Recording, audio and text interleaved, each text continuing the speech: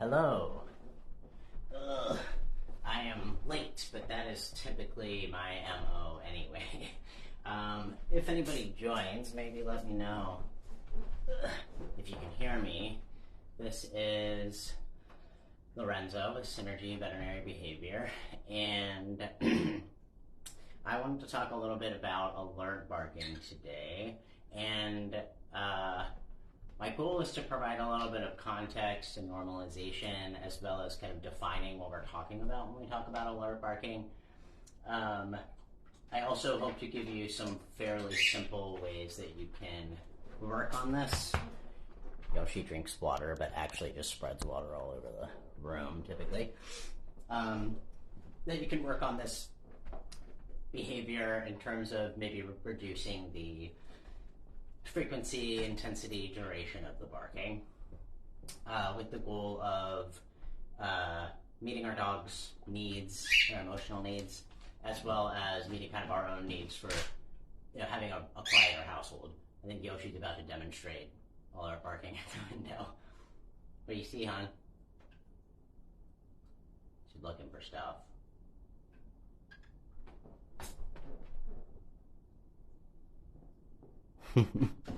There we go. Hi. Good job. All right, so let's talk for a second about alert barking. So,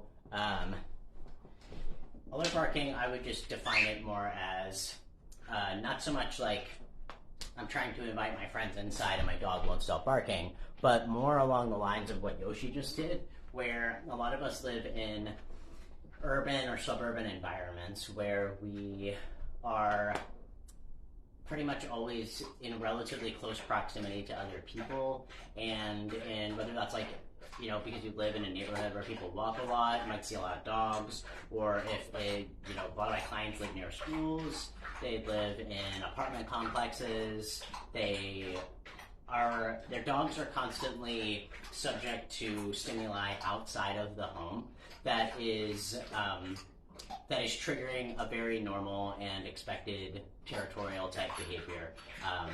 Alert barking in terms of there's somebody walking by the house, or the mail is being delivered, or the Amazon truck has arrived. And I feel like at this point, most people who maybe regularly use Amazon Prime, or even just live in an area where it's often used, most of my clients will say that their dogs know the sound of the Amazon truck in particular, and they will often start to react when that truck just pulls onto the street, let alone parking in front of the house or actually delivering a package. So typically the alert barking is directed at the door, or it's directed at a window, or a particular space kind of in the direction of wherever the stimuli, the person, or distraction or trigger is located. So typically people see this as a nuisance behavior or a behavior problem, when really it's a very normal and expected behavior. I think the average person would understand and concede that dogs bark, and that is a thing that they do. So typically I think the average dog guardian doesn't actually really mind a little bit of barking. It's something that we expect when we get dogs, and I think we should continue to expect it. It is a normal behavior. It's not your dog being rebellious or dominant or pushy or anything like that, and they're certainly almost never doing it to get attention. They're usually doing it because that is one of the reasons that we domesticated dogs in the first place. Like 15,000 years ago, we were like, hey, this animal tends to make a lot of noise when a threat is approaching its home or our camp or our fire or our resources. We really like that it scares things away, and it alerts us as the humans that there is a potential threat. So we pretty much decided for thousands of years that this was a desirable behavior, and then in the last couple decades, for whatever reason, have suddenly been like, actually, stop doing that. So a lot of my clients talk about struggling with alert barking, and that they have tried a variety of different things. And I think one of the biggest issues, I know your life is so hard, yeah. One of the biggest issues with alert barking is that it happens so unexpectedly a lot of the time. We can't prepare for it or try to be proactive, or at least people think they can't be proactive. I'll talk about that in a second. But it's also the type of thing that it's like just as you settle into your work day, suddenly the barking eruption happens. It's sudden, it's loud. For me, it's like a sensory issue. I do really struggle with barking and howling and barking noises in terms of it triggering a strong physiological response in me, which I think it's kind of supposed to evolutionarily and ethologically. That said, it isn't something that we typically think about in terms of Yoshi. Are you serious? She just pushed over this box onto the floor. She tends to act like a cat when she feels like the focus is not on her or she wants something and I'm not immediately giving it to her. If anybody owns a bully breed, you know how that is. So she'll go and push things off of tables and look at me like a cat. So one of the things that often happens with alert barking is that people tend to have a more punitive response to it. They want to make it stop. They want to make it stop because it's unpleasant or it's disrupting their meeting. A lot of people working from home, this has become a bigger issue that people want to curb. And it's startling, and it can make us kind of angry or frustrated if we can't make it stop. And a lot of the time, if our dogs are alert barking at something outside, it often feels like they can't hear us. Like you're trying to call your dog, you're trying to get them to move away. Maybe you've tried offering treats, whatever, and your dog kind of totally blocks you out until the thing is gone. I think Yoshi's about to demonstrate again. No? Yeah, you're just waiting for me to come up and engage with you, which we'll demonstrate in a second as well. So what's happening when our dogs are barking? They're trying to make the thing go away, sure, and it tends to be a pretty easily reinforced behavior because the person walking by, your dog hears them, they go to the window, they bark, the person leaves. So as far as consequences are concerned, oh, did you hear somebody? Yeah. As far as consequences are concerned, that's a desirable consequence from the dog's perspective. And since this is like their only job anymore a lot of the time for our pet dogs, we can kind of understand why this might be such a fixation for a lot of them. So Yoshi used to be the type of dog who would alert bark really intensely, pretty much vigilant all day, a lot of outbursts that lasted for a really long time. And yeah, that's right. We're talking about you. And I found that to be pretty unpleasant, and it also made life kind of hard, and she was pretty stressed out. I also have a guardian breed dog. I have a half St. Bernard. Good girl, thanks. I have a half St. Bernard, and he kind of does his guardian breed thing, boof, boof a couple times, and then settles. But Yoshi would go on for a long time. So if we're looking at why the animal is doing this, it's not just to make the thing go away, it's also because they want to communicate with us. So for the most part, dogs evolved to bark to communicate with people. It was a domesticated sort of animal behavior. It doesn't mean that wild canids don't bark, but it's not in quite the same way, and certainly not in the same level of frequency, I think. So our dogs are trying to communicate, and at the same time, our dogs are trying to understand and make sense of this very confusing human world that we make them live in these days. Like, if we think that the human world is changing and presenting novelty often rapidly to us, that it's true 1,000 times over for dogs. They don't really understand a lot of what is happening around them, and they just kind of have to try and figure it out. And they want to keep themselves safe, they want to keep their home safe, and all their resources, including us. And part of that is going to be leaning into that territorial behavior. Again, it's their only job right now. So there's a couple of elements that I think about when I'm engaging with a dog that is alert barking and wanting to work on making sure I'm meeting both of their needs. So your dog is kind of seeking communication and connection. You in that moment might be seeking a little bit more of like peace and quiet and less of a sensory intrusion. So our dogs, as they try to understand this very confusing human world, they also tend to be what we would call like making a bid for connection and trying. I mean, I see it all the time, even just watching people walking their dogs down the street. Dogs commonly checking in with their person, looking at them, noticing things, and then looking at them, and the person is often completely ignoring their dog, whether they're on their phone or just staring straight ahead or, you know, thinking about whatever. It's not because they're deliberately ignoring them. Usually they don't notice. But barking is something we notice. So dogs figure out pretty quickly that we often do respond in some way when they bark. So that is a reinforcing experience for them. It means that the behavior is probably going to continue to happen because they're like, okay, this is working for me in terms of making the scary thing go away and making my person aware of it. So So what I want to do with my dog is I want to acknowledge and validate their experience. So with my clients, I call this validating their barking ticket.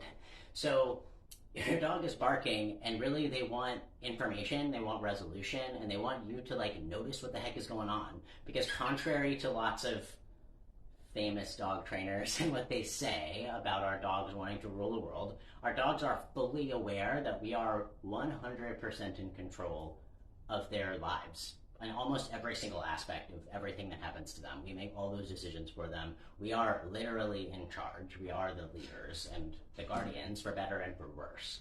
So how do you, being default into that role as a leader, how do you be a benevolent and kind leader, providing your dog with what they need in order to move on from whatever the intense emotional experience is that they're having when they see something that they are barking at? So commonly what people are trying to do, maybe they're trying to call their dog away. Maybe sometimes it works. Maybe you call your dog away from the window or whatever. They come to you and you give them a treat. Maybe you make them sit or something like that. What often happens then is that sometimes they go back and forth to the window and to you, or you just notice that sure that you can call them away, but they keep going back. So my process is a little bit different in that I do use food, although I wouldn't say that it's the most important aspect. To Yoshi it is, but to my other dog, my shepherd, he actually often won't even eat treats in that context or in most contexts. And so for him, it's actually the communication and connection that's more important. But for Yoshi, food is part of that communication and connection. So I'm just gonna like walk you through my process and why it works and how you can easily implement it. So there's a little bit of a setup that I'll show you here so you can see what we're looking at here. So this is my front door, okay? This is the front room, big dog bed, more dog beds, where there's always at least one dog up here. My house is separated by this gate. So the two boys are in the back of the house right now, and Yoshi is in the front. So whomever is in the front is more likely to be noticing and responding to whatever is happening, especially out this window, because that's the big picture window right by the kitchen, where they can, as you saw before, put their paws up and look out and see and hear and observe all manner of things. A few years ago, just as an aside, Yoshi would never have been able, and was not in my old houses, able to be this close to this close to the front door. That was just not going to work for her because her level of vigilance and reactivity was pretty high when she was younger, and it would have been miserable for everyone. She would be constantly on alert and barking at things, but now she gets to spend, especially the morning hours, she likes up here where she can hang out in any of the dog beds. She can look out the window a little bit, but for the most part, and she gets to be near the kitchen, very important to her. So now is something that she actually does have the access to, the like privilege to hang out in the front area, as long as she's having an okay day. As a dog with anxiety and chronic pain and physical issues, if she's having a harder day, she's more likely to be more reactive. And I'll talk a little bit, and after I walk through my process, about what that means in terms of management. So let's say Yoshi notices something outside and puts her paws up. She usually hears it first. She'll put her paws up on the windowsill. And if I am, honestly, usually in this, I'm like standing here at the kitchen. I've turned into my mom. She was always standing at the kitchen, at the counter in the kitchen, just hanging out. That's what she did. So I'm usually standing there just a few feet away from this bed. And if Yoshi indicates that she has heard something, and I notice it out of the corner of my eye, I'm going to be proactive and responsive to my dog's behavior. Too many people wait until their dog is already doing the thing they don't like to actually intervene. So, and it's not even intervene, it's just responding to the dog's communication, because all behavior from her is often communication. So if your dog alerts to something, like has been sleeping and suddenly her head comes up and she's listening, or she suddenly looks out the window, the thing is already happening. So you don't need to wait until they're barking. If she's already barking, that's fine. But if I notice something, just like if my partner were chopping onions and then suddenly looked intensely out the window, in in a startling way, I'd be like, what is it? Did you see something? Because that would be a normal and relational and empathetic way to respond to a person's kind of sudden or unexpected behavior change. So the same is true for the dog. So she starts looking, maybe notices something, looks out the window, and the first thing I'm going to say is something. I'm going to talk to her. So I will talk to her just like she is a toddler, and I'll say they're like, oh, did you hear something outside? And the first few weeks, even, I would say maybe for her a shorter amount of time, but if you try this with your dog, you will find initially you might not get a ton of engagement when you talk to your dog about these things. But the more that you do it, the more that it works. So in this case, it would be like, oh, did you hear something outside? She often then looks at me.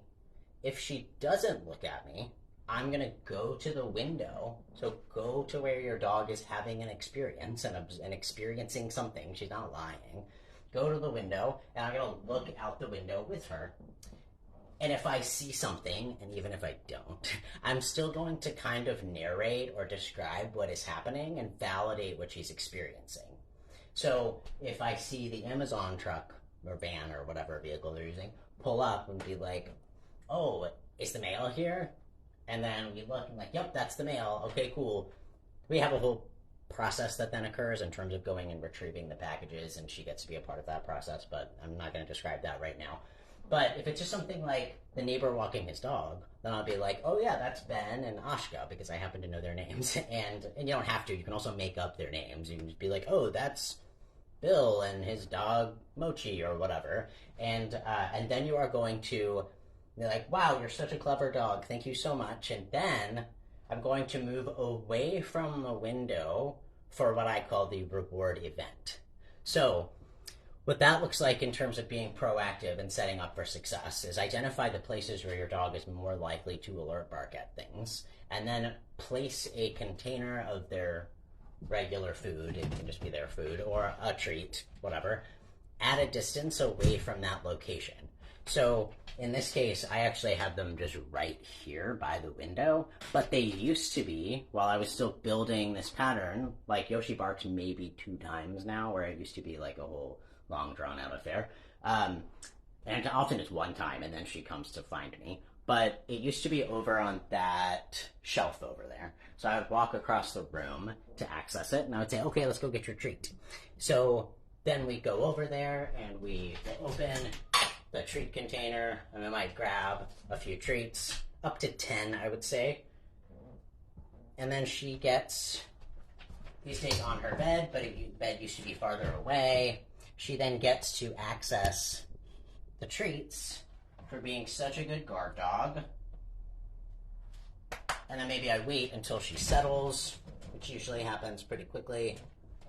And maybe she gets 1 more treat. Really good job, great work. And now Ben and Ashka have moved on their walk. She might look again, and I'll look and be like, yep, they're gone, and then I'm going to go back to what I'm doing. I usually end it with like a thank you, and then I go back to whatever I was doing. Now, the process initially will take some repetition. And sometimes I have to do this a few times when I'm starting out with a dog, especially if the thing was particularly concerning to them, or if you have a dog who gets really intense in their arousal when this happens. And as you first try to implement something like this, your dog probably won't come with you until they are finished with whatever they were worried about. So maybe they have to wait till it goes, but that's fine. You're still going to be like, let's go get your treat. And you walk away, and you start the reward event on the other side of the room. I like to be mostly within sight, but it sort of depends on your situation. And maybe I'll start getting the treats out to take advantage of that FOMO. And then when my dog is ready, they will come and they will get their repeated reward. It's not just 1 treat until later. When you're trying to establish this, it really, like, 10 treats in a row is a good idea. Like 1, 2, 3, 4, 5, 6, 7, 8, 9, 10. And then, especially, depending on the dog, with my shepherd, he always wants to go get more information, but also he just likes to have that connection and engagement with me. So I often will be like, okay, let's go see again. And then we'll actually, I will cue them to go with me to the window and look out again. And sometimes, just to practice this when my dog is not being vigilant, if she right now is shuffling around in the recycling and she's just chilling, maybe she's just laying on the bed while I cook, or she's not noticing something outside, I will actually ask her, like, oh, is there somebody out there? Should we see? And then I can invite her up to check on what's happening outside. You see somebody out there? Oh, okay, yeah. And I'll still give her a treat. Because if we can play into this employment that they have and show them that we understand where it's coming from, and it's something that provides them an opportunity to be relational with us and to feel useful and to process whatever it is that they're concerned about, we can also like meet them there and turn that into its own game. So there's a lot of other levels to this, I think, that have come out in my own experimentation, because honestly, with this dog in particular, none of the other stuff worked for her, really. And so even things that would often work for most of my clients really didn't work for her when it came to alert barking. But this process, which is a combination of like stuff from Dr. Amy Cook and from Kim Brophy and from a number of other people, I sort of created my own program for working on alert barking because of the area in which I live, which there are a ton of dogs in an urban area, urban and residential type areas, and that she just had a level of intensity and vigilance and inability to disengage that was just has always been very extra.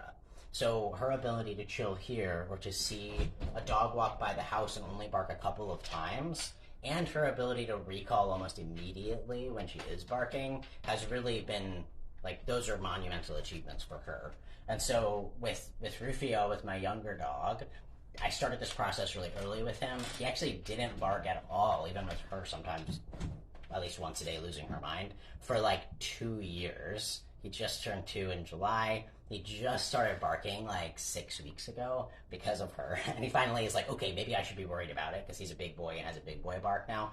But 2 barks, I don't mind that really. And for him, it's very much a conversational experience because I started with him so young, engaging him whenever she would bark. I see a question from Natalie. Would that make her want to alert bark more if you keep going back to see what is there? No, because this really is an information gathering process, and that's also why I like to do this, asking them questions about what's happening around them when nothing is happening. So I think it is important to pay into some of this when things are neutral. I have had some situation, really just one situation, where a client, I know your life is so hard, the treat container is open. All right, I will give you a treat. And then close it. She was right, the treat container was open. So I had one client who, their little, very extra and complicated case, a tiny, tiny little dog with a lot of personality and behavior. He would pretty much alert bark the entire day, but they had a doggy door.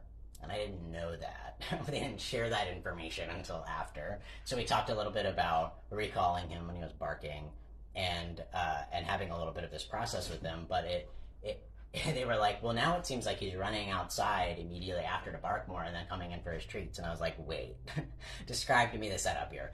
Most dogs, I think, if you live in an area that is busy, dog door is not a great idea. With this particular dog, it was really not a good choice.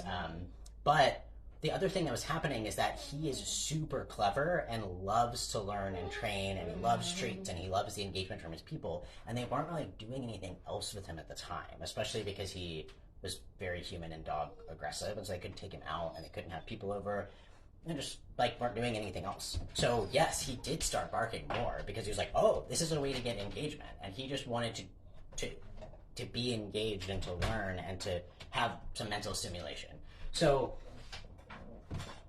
Natalie, I don't know if you're asking this as a rhetorical question, but also like you are not somebody who doesn't do things with your dogs. And so as long as our dogs are receiving adequate engagement and mental stimulation and other forms of reinforcement that they enjoy from us throughout the day that has nothing to do with alert barking, this isn't going to make them alert bark more. I also it's actually for the geeky people, it's actually a pre-mac process when I'm bringing them back to the window, where I'm basically just shifting the value of a behavior. So with my shepherd, I'm often like convincing, like, no, you go look out the window, and he's like done with it. But I sort of like make him, or I'll be like, no, just like go check, go see what's happening out there. Is there a person? He's like, oh, fine. And he'll like take a step toward the window and then return to me. And to be fair, this is like very rarely involves food with him, because any spike in arousal and that dog isn't eating. So he actually, it's usually just physical affection and me talking to him. Like that's really reinforcing to him. Yoshi enjoys physical affection on her terms, and she likes being talked to, but obviously she also really likes food. Whenever I'm in this room, she's on her bed and she's waiting. She also, at this point, it's been a long time since Zeta alive, and I used to do them all the time with her. She definitely knows what is happening, and she's like, oh, okay, this is a time when there's treats available, and they're talking about me. So, essentially, your process is make sure that you have some form of reinforcement. Maybe your dog likes toys. Maybe that's what you go do instead. Like with Rufio, my puppy, that's the most common thing if we're in this room, is that I'll be like, oh, is he a person? Awesome, good job, go get your ball. And then he's going to go run to this obscene pile of toys and pick something out, and then we play for a little bit. I see Natalie said, with DMT, I don't normally get them to go back, but it looks like I should. Natalie is referencing a specific sort of like operant counter conditioning process that of which there are many, and they all have different acronyms. I would say there are elements of DMT or LAD, or whatever you want to call it, that are happening here. It pays into the process of teaching our dogs to be reporters of the environment more than reactors. And I'm also layering in just a really simple relational element that I think is missing a little bit too often, when we can get a little fixated on the like trying to create a positive association, or a little bit fixated on the concept of like, I have to feed the dog a piece of food, which again, for some dogs, this process has very little to do with the food, if at all. So we kind of have to know what is reinforcing to our dogs and utilize that. But I think our dogs are already reporting the environment, and my dog at this point can downshift the intensity of his reactions, and from a young age he could, and Yoshi also is going through that process, because he doesn't need to go into a crazy barking frenzy in order to get me to communicate with him and to have a conversation about what's happening outside. So I'm usually naming things. I'm often asking my dog to like go check and go see, and I'm also really clear with them about whose role it is to do what. So it's Yoshi's job to tell me when the mail has been delivered, but it's my job to open the door and step out and get the package. And if she gets to sniff it then and debug it and investigate it, and so does Rufio. But that can't happen unless they are offering their stationary behavior on this other bed, and they stay there until I bring the object in. And these are just like simple kind of negotiations that can happen that don't need to be about like stay and repeating a bunch of cues or doing a lot of complicated scaffolding. It's really just about the natural progression of the relational experience of like, the dog is like, somebody walked into the house and put something there. I want to know what it is. And I'm like, cool, I'm going to get it, but I'm going to do that and you're going to stay here. So it's about consistency and building patterns, really. The more that we build patterns of behavior, look at the thing, move away, which is absolutely just about disengagement.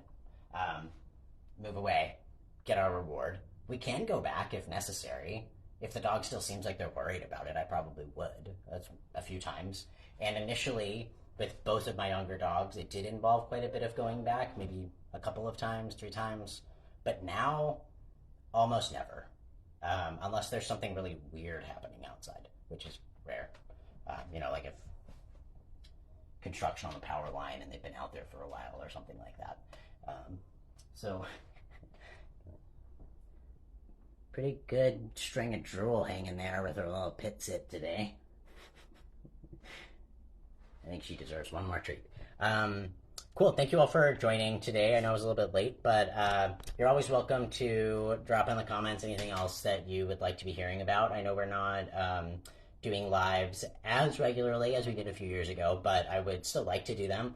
Sometimes it's helpful to have inspiration of things to talk about or to demonstrate. I might talk about the difference between alert barking and like actually having people in the house. But I also do want to, I did say I was going to talk about this for just for a second. In terms of management, Yeah, that's probably laughing because of Yoshi's ridiculous sounds. Um, she's an attention hog. So, it's really important that you are proactive in reducing the stimulation that your dog is experiencing if they struggle with it. So Yoshi these days can come up here and sleep. That didn't used to be the issue. That didn't used to be the case. That, like I said, she would be up here and not able to relax and would just be constantly at a higher state of like chronic stress and arousal, like thinking about what's happening outside and being vigilant. So that's why she didn't have access to the space. That didn't mean that she didn't have access to me or that it was unfair or anything like that. It was just a different level of needs that she had in order to be able to practice this behavior of just default relaxing and being chill. So she spent a lot of time in the back of the house.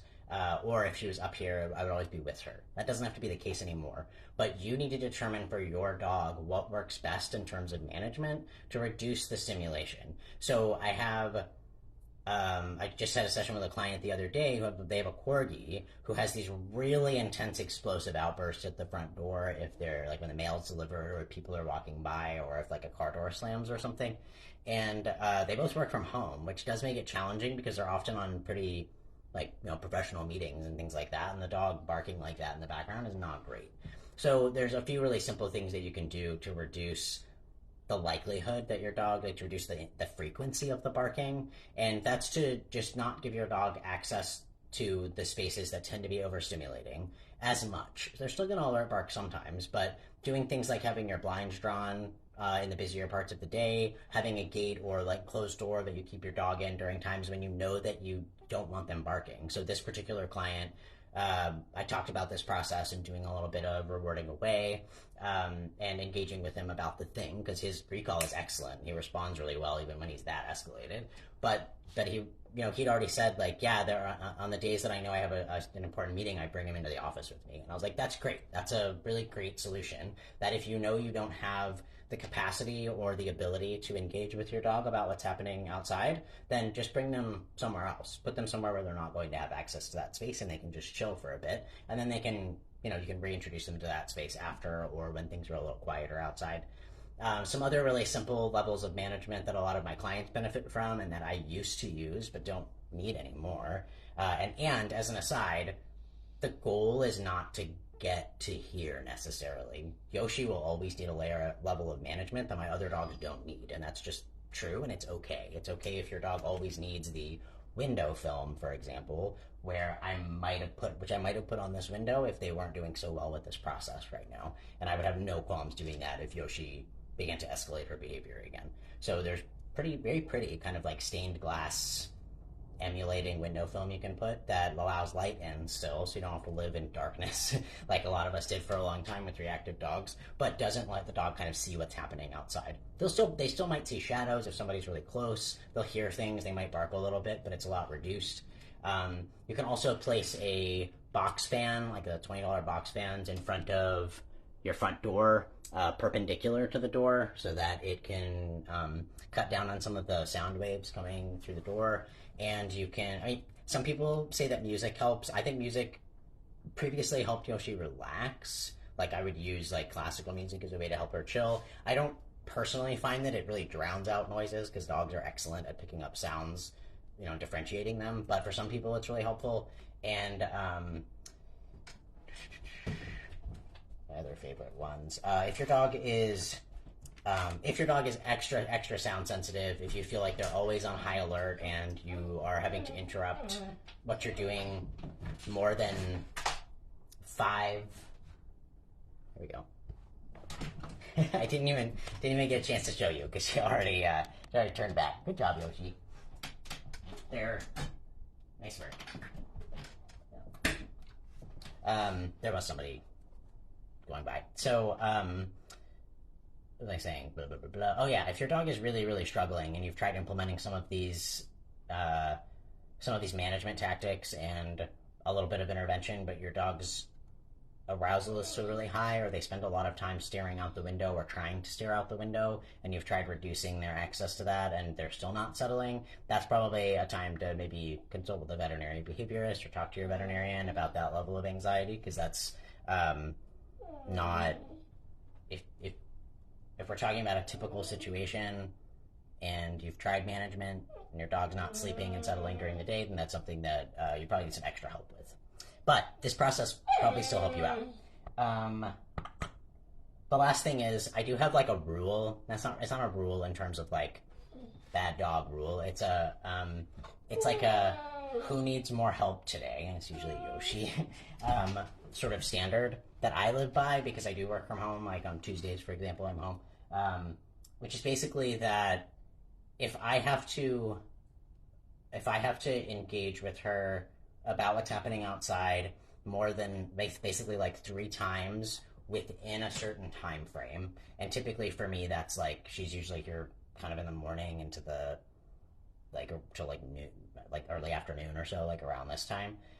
If in that span of like 4 to 6 hours or whatever I have to do this more than 3 times, then she no longer has access to the space, and I'm gonna move her back into the office with me, and then my boys will come up here for a while, and that's totally fine. It's not that she's being punished; it's just that she needs more support that day and a little bit more of a cocoon for her to be able to relax. It's related to a lot of reasons, but I think it is important to have some kind of standard like that you follow, depending on your dog and their regular behavior and needs. 3 times in 6 hours a few years ago would have been amazing for her, but now she's kind of at that place where it might happen like once a day that I need to talk to her about something happening outside. So that way you also, Natalie, do decrease the possibility that your dog is like, oh, this is a really fun game. I'm just going to bark and then I get to talk to my person, I get some snacks, this is fun, especially if you're working from home and your dog finds that to be very boring. So it's usually like, oh, okay, I had to do this like 3 or 4 times, cool, I'm just going to move you back here with me so we can practice some behaviors that are calmer